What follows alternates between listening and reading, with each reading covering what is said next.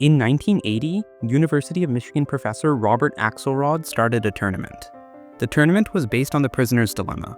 For those of you who don't know, the prisoner's dilemma goes something like this. Two players, player A and player B. Both players have the option to either confess or not confess. If both of them were to confess, then they both get 8 years in prison. If neither of them confesses, then they each get only 1 year in prison. But if one confesses and the other doesn't, the one who confessed gets 0 years in prison, while the other one gets a decade in prison. As you can see, both player A and player B both have an incentive to confess no matter what their opponent does.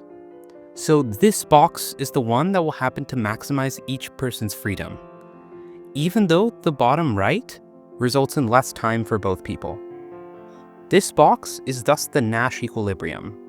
As nobody can benefit by unilaterally changing their choice, the tournament invited submissions of programs from researchers all across the world. These programs would then play each other at the prisoner's dilemma in a round robin. So every program plays every other program, including themselves. And each program would know what its previous opponent's choices were. If you were to think about who would win for a second, you might think that it would be an always defecting strategy. That is the Nash equilibrium, after all. But actually, the winner was something completely different. The winning strategy was one called tit for tat. As its name suggests, it works something like this. If your opponent defected on their last turn, then this time you're going to defect. And if they didn't defect on their last turn, then this time you're not going to defect either.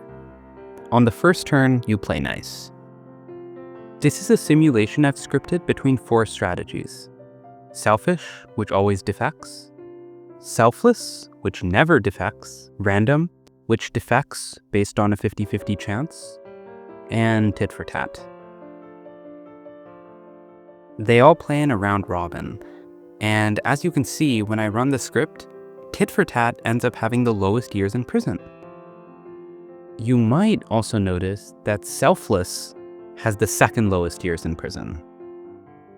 This is not just some coincidence. If you were to look at Axelrod's results, you can see this black line. All of the strategies above this line were nice.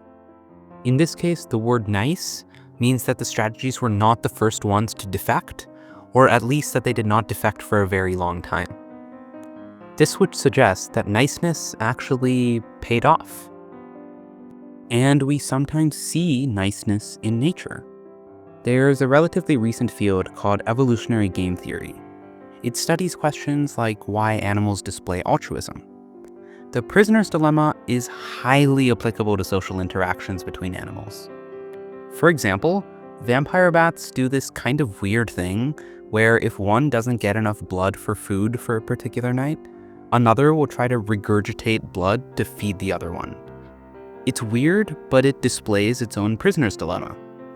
The reason vampire bats could have evolved this altruistic behavior of feeding their friends is because of strategies like tit for tat being so dominant in maximizing rewards. So you can thank game theory the next time you do something nice.